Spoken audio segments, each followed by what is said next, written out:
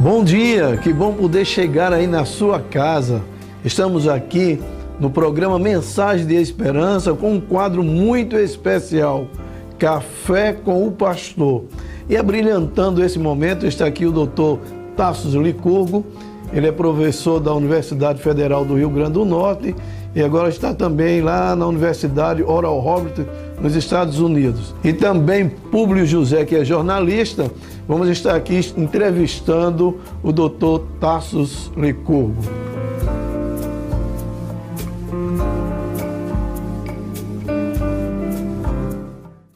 Iniciando aqui o nosso bate-papo, eu e o Públio José, vamos estar aqui entrevistando o Dr. Tassos Licurgo. Públio, o que é que você tem aí para perguntar, questionar aqui o nosso convidado?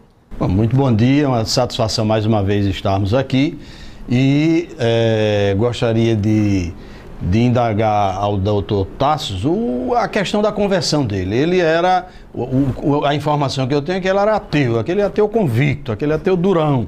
E hoje ele é um cristão militante, vamos dizer assim. Então, Tassos, explica aí como foi esse processo da sua conversão. Muitas pessoas têm obstáculos intelectuais entre si e o Evangelho. Então é necessário que nós possamos enfrentar essas pedras intelectuais que afastam o homem do Evangelho para que ele possa ser exposto ao Evangelho. Então meu caminho foi mais ou menos assim.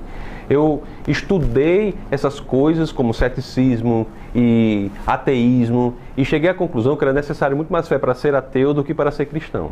Então minha mente fez com que eu ficasse aberto ao cristianismo.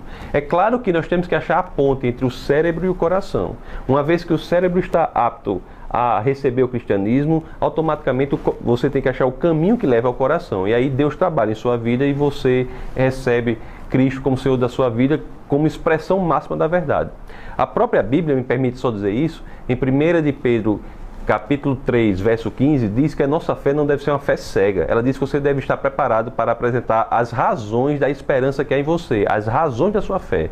Então o cristianismo é um sistema de pensamento que relaciona o homem com Deus, que quer que você pense a sua fé, que você investigue o porquê que você crê. Tassos, no meio acadêmico há um confronto muito grande hoje entre razão e fé. Como é que você vê essa questão hoje em dia?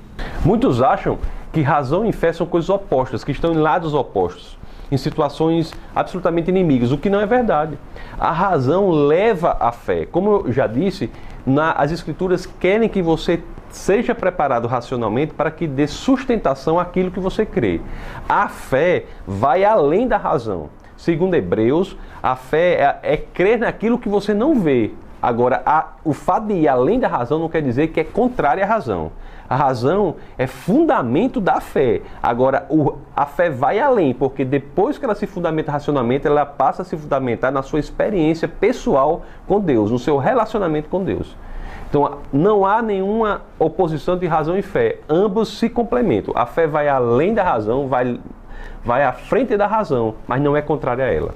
Tassos, o relativismo parece que está atingindo o meio cristão, a ponto de termos hoje cristão ateu. Existe mesmo o cristão ateu? Essa história de cristão ateu é o seguinte: muitos se autoproclamam cristãos, mas têm uma vida que não é condizente com o que dizem. É o cristão nominal, é aquele que se diz cristão, mas não tem a sua vida condizente com o que dizem.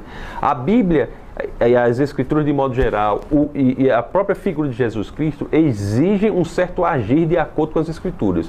Então, se você se autoproclama cristão, é necessário que você viva de acordo com o que você fala. Não há espaço para hipocrisia, não há espaço para dizer algo e fazer algo diferente. Então, o cristão ateu é aquele que se diz cristão, mas age como se Deus não existisse. Depois da sua conversão, assim, o que é que praticamente na sua vida, o que é que, em termos práticos, rotineiros, o que é que a conversão a Jesus lhe trouxe de bom, de vantajoso, de palpável, de concreto? Para muitas pessoas, a conversão é uma mudança radical de vida. Muitos faziam uma coisa e depois que se convertem passam a fazer outra totalmente diferente. Muitos bebiam muito, deixam de beber. Muitos se autodestruíam em certos vícios e deixam de fazer. No meu caso, não houve uma mudança muito radical. Não houve uma mudança radical de vida, de prática de vida. Mas o que foi a grande mudança para mim foi que eu tinha uma vida que embora não fosse uma vida com erros, mas era uma vida sem sentido, desprovida de sentido. Então, apenas com a relação com Deus é que este mundo que aparentemente é um mundo sem sentido, que é um mundo desprovido de qualquer propósito, de qualquer significado, ficou cheio de realidade, cheio de sentido. Então Deus deu para mim sentido à vida. E isso foi uma transformação impressionante, tão grande quanto aquela que é operada em pessoas que têm vícios e deixam o vício. Dar sentido à vida é algo extremamente importante. Isso, eu gosto de dizer isso porque você não precisa ser uma pessoa que tem uma vida desregrada para precisar de Deus. Todos precisam de Deus. Porque aquele que tem uma vida regrada, mesmo essa pessoa, se não tiver Deus, ele terá uma vida sem sentido. Muitos chegam ao topo da vida e quando chegam lá, chegam à conclusão que não existe nada naquele lugar. Porque só Deus é grande o suficiente para dar sentido a uma vida que aparentemente é desprovida de propósito.